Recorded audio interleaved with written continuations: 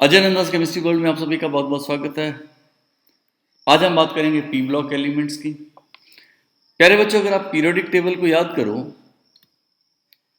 तो periodic table कुछ इस फॉर्मेट में है लगभग।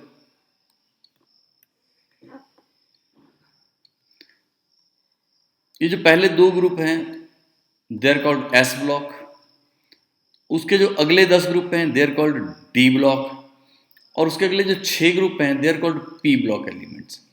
ये जो पी ब्लॉक एलिमेंट्स है, आज हम इन एलिमेंट्स की बात करेंगे। P block elements, P block में पीरियोडिक टेबल में ग्रुप नंबर 13, 14, 15, 16, 17 और 18, ये टोटल 6 ग्रुप आते हैं। टोटल 6 ग्रुप है। Group number 13 is boron family,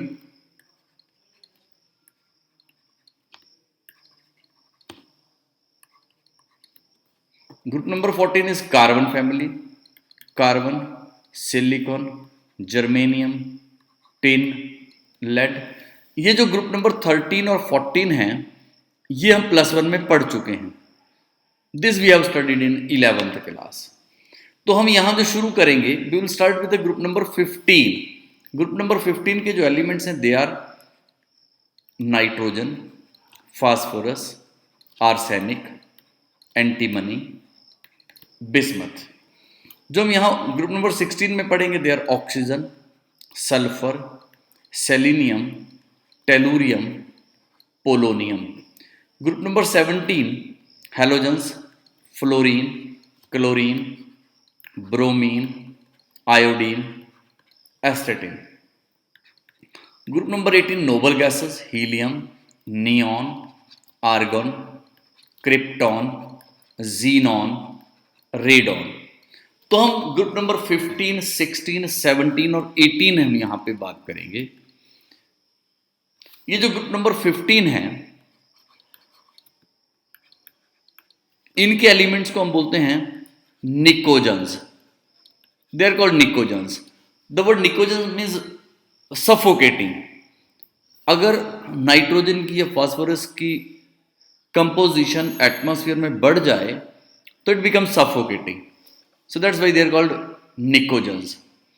The elements of group number 16, that is oxygen family, oxygen, sulfur, selenium, tellurium, polonium, they are called chalcogens. The word chalcogens means ore forming. They are ore forming. जैसे most of the ores, आप iron का बात कर लीजिए, aluminium की बात कर लीजिए, दे आर ऑक्साइड्स। या आप लेड की बात करें, कॉपर की बात करें, they are sulphides. So most of the ores are oxides और sulphides. That's why they are called ore forming chalcogens. Group number 17 is halogens. Halogens means salt forming.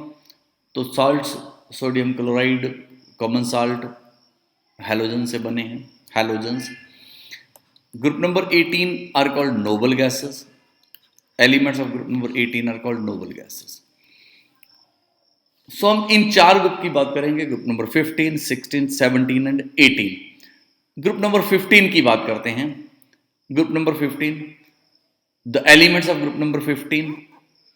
Group number 15 के जो elements हैं they are nitrogen, phosphorus, arsenic, antimony and bismuth.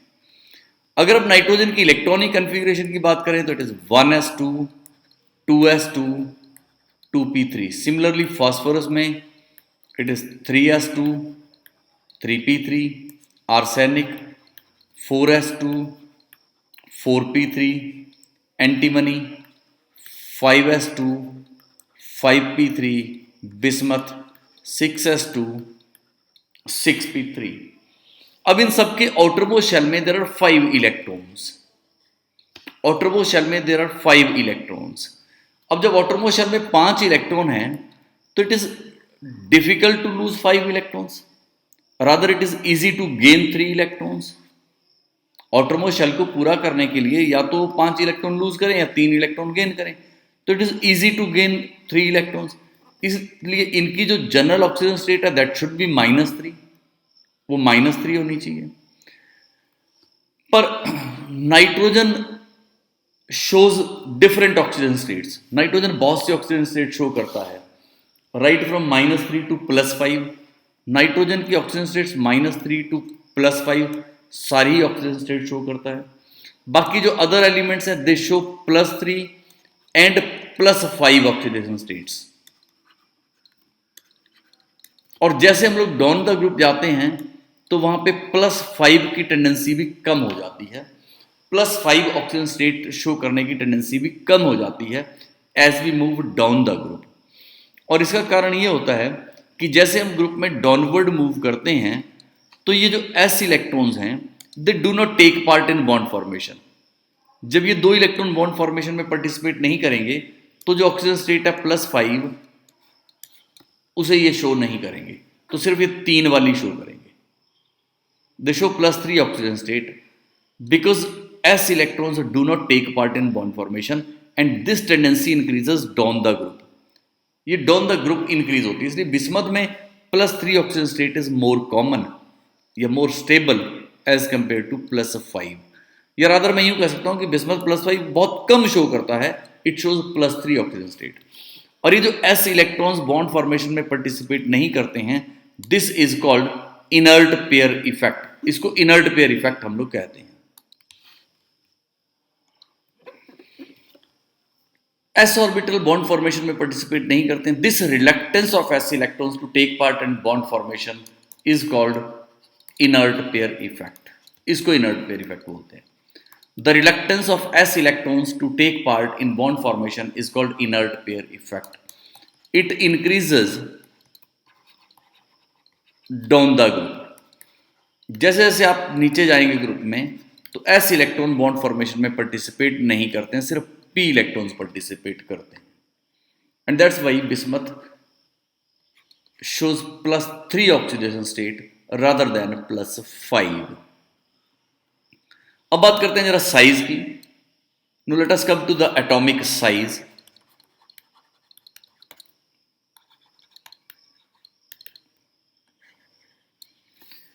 As we move down the group, जैसे हम group में downward move करते हैं तो एक एक्स्ट्रा शेल ऐड हो रहा है. यहां it is second shell, it is third shell, the fourth shell, fifth shell.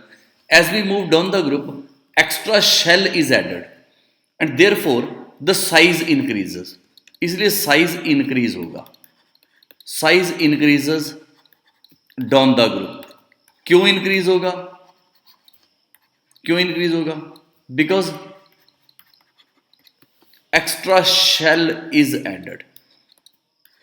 जैसे आप नीचे जाएंगे तो एक एक शेल ऐड होता जाएगा. That's why atomic as well as ionic size increases. इसलिए एटॉमिक साइज भी इंक्रीज होता है और आयनिक साइज भी इंक्रीज होता है. अब बात करते हैं आयोनाइजेशन एंथैल्पी की.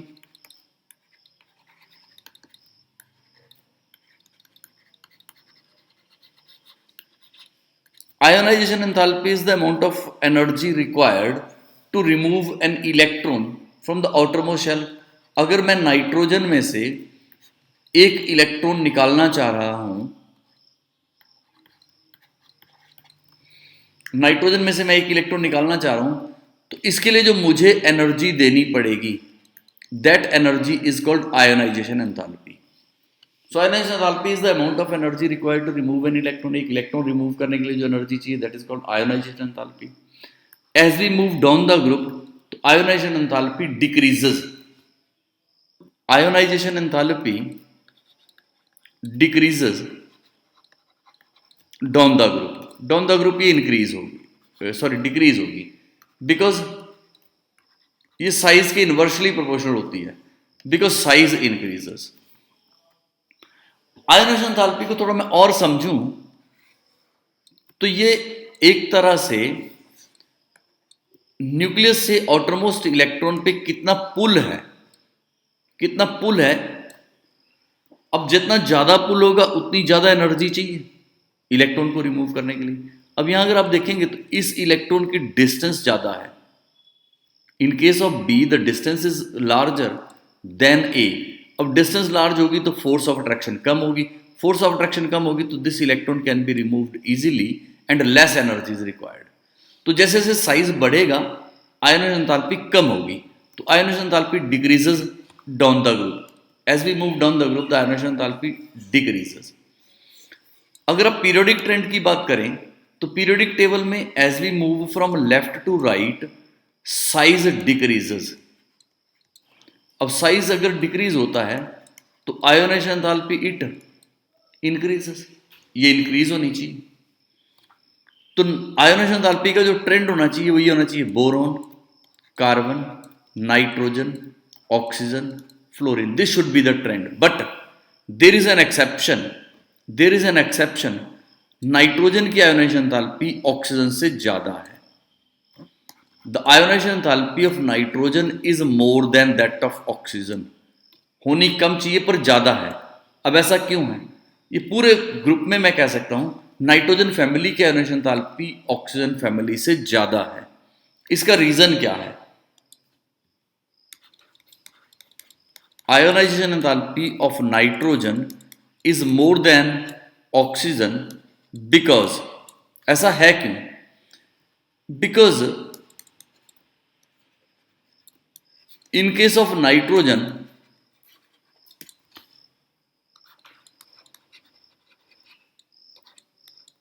outermost p orbital is half filled. हमने ये बात पढ़ी है कि half filled and completely filled orbitals have extra stability. You see here the p orbital has got 3 electrons. अब p ऑर्बिटल जब कंप्लीटली फिल्ड होगा तो उसके पास 6 इलेक्ट्रॉन होंगे, जब हाफ फिल्ड होगा तो 3 होंगे, और जब 3 इलेक्ट्रॉन्स होंगे तो इट इज मोर स्टेबल. 6 होंगे तो ज़्यादा स्टेबल होंगे एज कंपेयर टू p5 और p4. ऑक्सीजन के केस में it is ns2np4. In case of nitrogen family it is ns2np3. Oxygen family में ये है, नाइट्रोजन फैमिली में ये है, तो here p orbital is half filled, ज़्यादा स्टेबल है. स्टेबल इलेक्ट्रॉनिक कॉन्फ़िगरेशन है इसलिए आयोनाइजेशन एंथैल्पी ज्यादा होगी. आयोनाइजेशन एंथैल्पी ज्यादा होगी नाइट्रोजन फैमिली की as compare to that of oxygen.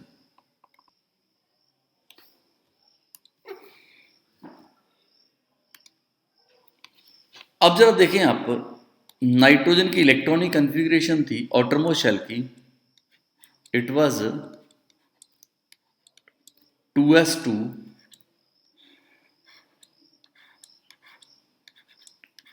2p3. Phosphorus की आउटरमोस्ट शेल की इलेक्ट्रॉनिक कॉन्फ़िगरेशन वाज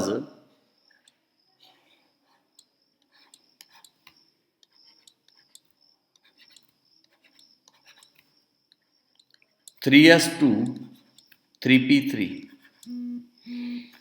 जो एक बड़ा चेंज है वो ये है फास्फोरस के पास वेकेंट डी ऑर्बिटल होता है.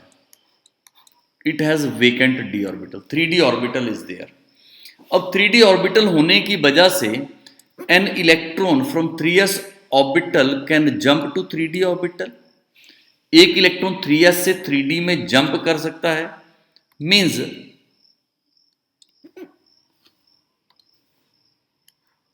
3s में we have got only one electron and the one electron is present in 3d. So in this case phosphorus can form as many as 5 bonds. 1 2 3 4 5 half field orbitals हैं. It can form 5 bonds. Nitrogen के पास सिर्फ 3 half field orbitals हैं, ये 3 ही bond बना सकता है. इसलिए हम यूं कह सकते हैं कि NCl5 does not exist. NCl5 नहीं बनेगा बिकॉज नाइट्रोजन 5 बॉन्ड नहीं बना पाता है. बट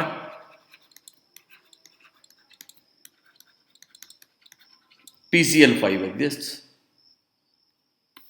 अगर मैं इसको क्वेश्चन फॉर्मेट में कहूं तो ऐसा क्यों होता है? अब क्या रीजन हुआ इसका?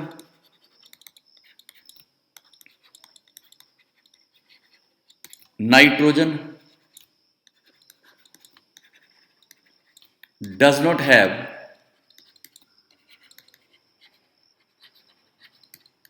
vacant d orbital. इसके पास vacant d orbital नहीं है, so it cannot extend its valency to 5. So it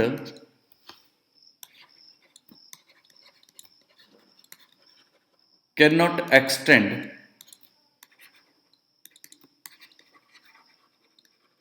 it's valency two 5। ये वैलेंसी को 5 तक एक्सटेंड नहीं कर सकता, whereas phosphorus can do it, whereas phosphorus can do it. इसलिए PCl5 तो होता है, पर NCl5 does not exist, NCl5 does not exist, NCl5 नहीं होता।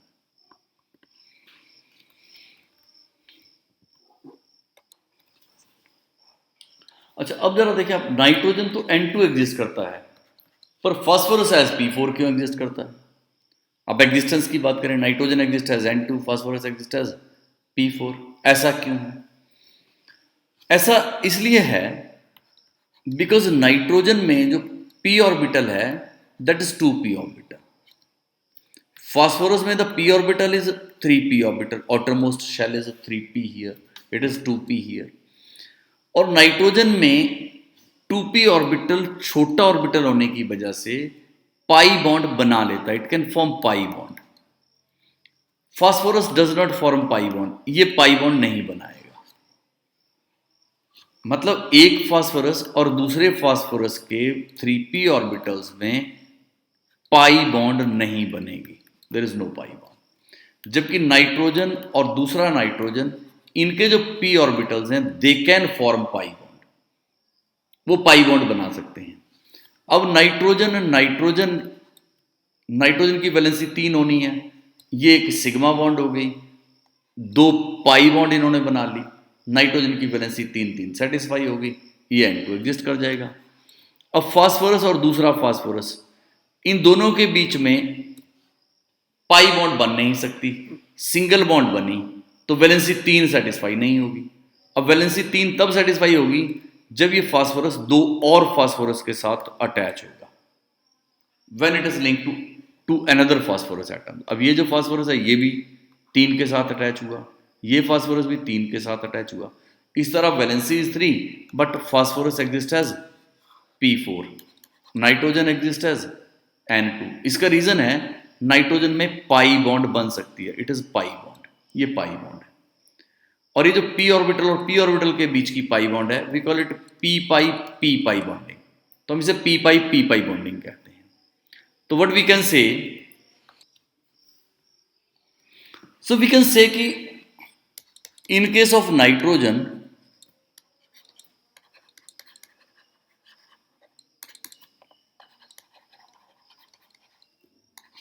smaller 2p orbital can form p pi bond, and no such bonding is possible in case of phosphorus। phosphorus में p pi bond नहीं बनेगी, therefore nitrogen तो N2 exist करेगा, पर phosphorus will exist as P4, पर phosphorus as P4 ही exist करेगा। The reason is p pi bonding, p pi bonding possible है 2p ऑर्बिटल होने की वजह से, छोटा ऑर्बिटल होने की वजह से नाइट्रोजन में, पर फास्फोरस में बड़ा ऑर्बिटल होने की वजह से ये पॉसिबल नहीं है, इट इज नॉट पॉसिबल। अब जरा बात करते हैं हाइड्राइड्स ऑफ नाइट्रोजन, नाइट्रोजन के हाइड्राइड्स की बात करते हैं। लेट अस टॉक अबाउट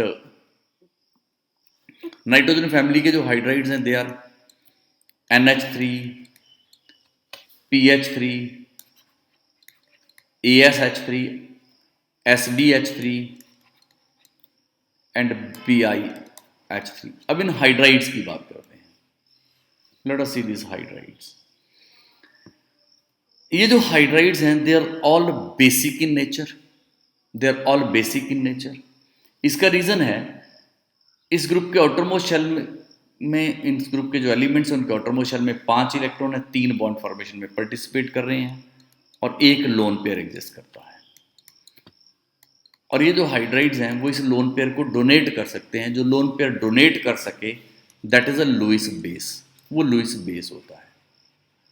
तो all the hydrides are Lewis bases, but the basic strength decreases as we move down the group. The basic strength decreases as we move down the group. Ammonia is more basic than PH3. PH3 is more basic than ASH3. It is more basic than SBH3 and BiH3. तो NH3 is more basic than PH3. NH3 is more basic than PH3. ऐसा क्यों है? अब जरा nitrogen की बात करें तो नाइट्रोजन का छोटा साइज है, it has got a small size, और जब छोटा साइज होगा तो इसके केस में जो दो इलेक्ट्रॉन है इनकी वजह से इलेक्ट्रॉन डेंसिटी ज्यादा हो जाएगी। बट फास्फोरस का साइज बिगर है, as we move down the group the size increases. अब नाइट्रोजन का साइज छोटा है, ये रहा नाइट्रोजन, ये रहा फास्फोरस। अब जब नाइट्रोजन का साइज छोटा है तो दो इलेक्ट्रॉन्स की वजह से इलेक्ट्रॉन डेंसिटी ज्यादा है, यहां पे भी इलेक्ट्रॉन तो दो ही हैं, इलेक्ट्रॉन डेंसिटी कम है। तो हियर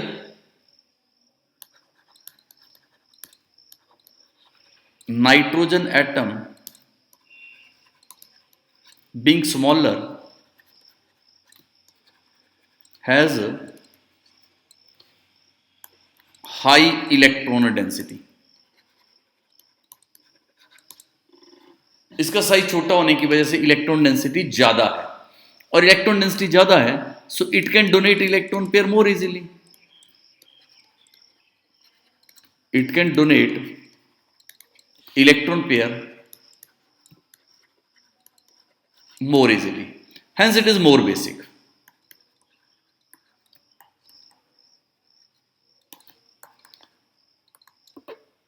इसलिए ये ज्यादा स्ट्रॉन्ग लुईस बेस है, it is a stronger Lewis base. Ammonia is a stronger Lewis base because it can donate electron pair more easily. ये इलेक्ट्रॉन पेयर ज्यादा इजीली लूज कर सकता है, डोनेट कर सकता है, because of having smaller size and high electron density, small size और high electron. अब कुछ कंपाउंड्स ऑफ नाइट्रोजन की बात करते हैं, कुछ नाइट्रोजन के कंपाउंड्स।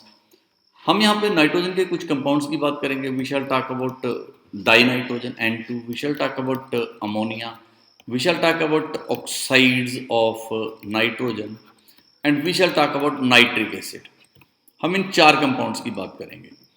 पहले बात करते हैं कंपाउंड ऑफ नाइट्रोजन में डाइनाइट्रोजन की। अब dinitrogen N2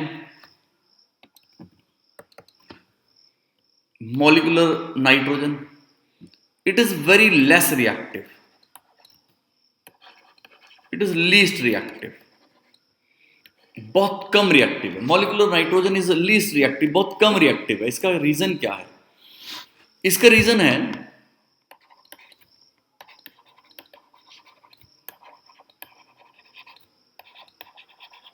high bond order.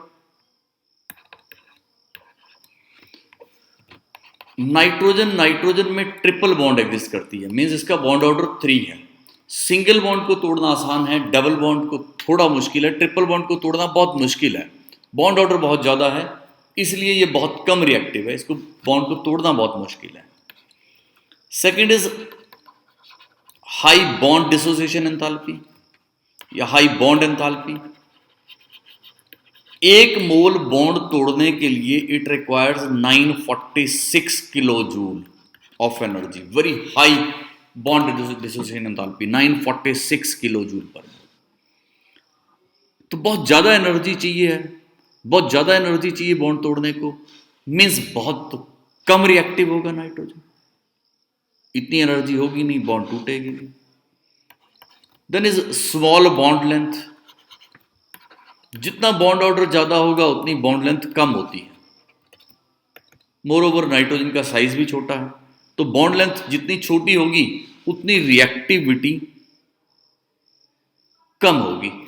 बड़ी बॉन्ड को तोड़ना आसान है as compare to the smaller bond. Small bond को तोड़ना मुश्किल है, जितना बॉन्ड को तोड़ना मुश्किल होगा उतनी रिएक्टिविटी कम होगी। तो N2 का कम रिएक्टिव होने का कारण है इसकी बॉन्ड को तोड़ना मुश्किल है, और बॉन्ड को तोड़ना मुश्किल होने के 3 कारण हैं। एक तो बॉन्ड ऑर्डर बहुत ज्यादा है, बॉन्ड एंथैल्पी बहुत ज्यादा है, और बॉन्ड लेंथ बहुत कम है। अब बात करते हैं preparation of N2। Preparation of N2,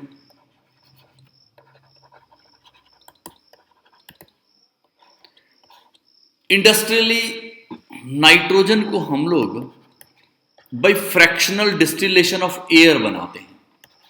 अगर हमने लार्ज स्केल पे बनानी हो, मैन्युफैक्चरिंग नाइट्रोजन की करनी हो, तो it is done by fractional distillation of air. Air की फ्रैक्शनल डिस्टिलेशन से nitrogen is taken out. Industry तो वैसे बनाते हैं, और लैब में जब हम लोग डाई नाइट्रोजन बनाते हैं तो it is prepared by heating ammonium nitride. Ammonium nitride को हीट करके बनाते हैं।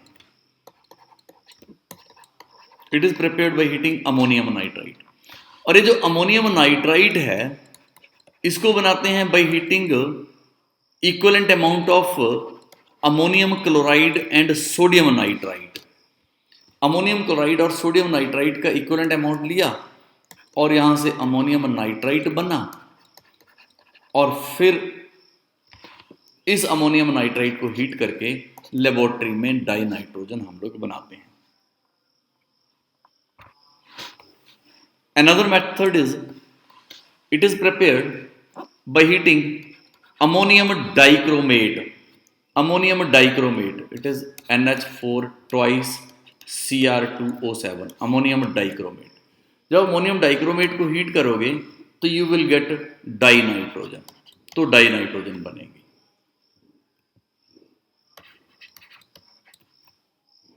Chromium oxide and water. So we can balance this equation. हम इस इक्वेशन को बैलेंस कर सकते हैं। Cr2O3 it is not CrO3, it is Cr2O3 chromium oxide Cr2O3। इस तरह से from ammonium dichromate it can be prepared by heating ammonia with bleaching powder, calcium oxychloride CaOCl2। Bleaching powder के साथ जब हम लोग अमोनिया को हीट करते हैं so we get dinitrogen, तो डाई नाइट्रोजन बनती है।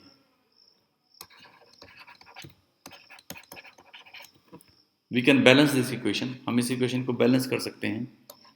3CaOCl2, 3CaCl2 and 3 water.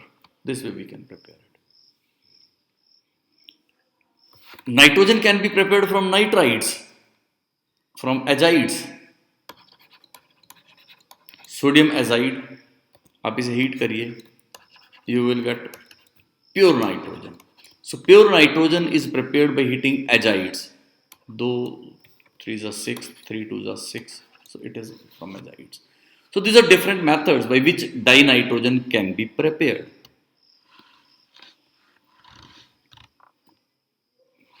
अब जरा रिएक्शंस की बात करें। Reactions of N2, chemical properties of N2। मैंने कहा it is very less reactive, बहुत कम रिएक्टिव, और इसके कम रिएक्टिव होने के 3 कारण हमने कहे थे। अब जरा रिएक्टिविटी की बात करते हैं with metals.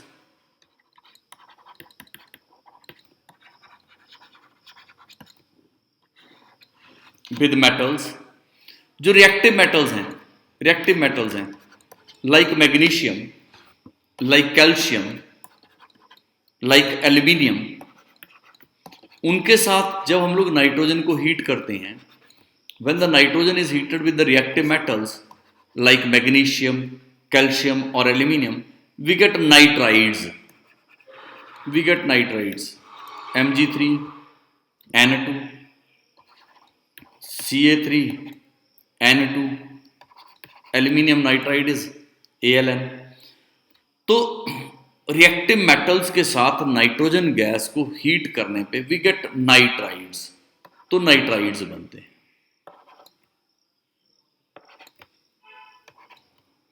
Then is reaction with oxygen.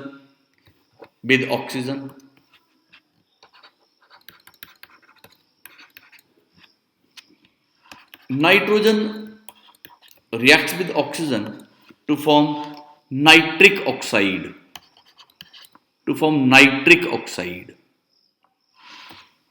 With hydrogen, hydrogen के साथ नाइट्रोजन रिएक्ट करती है टू फॉर्म अमोनिया। ये reaction at very high temperature and pressure, बड़े हाई टेम्परेचर और प्रेशर पे होती है। और स्पेशली ये जो अमोनिया की मैन्युफैक्चरिंग करते हैं वो इसी प्रोसेस से करते हैं, कॉल्ड हैबर्स प्रोसेस।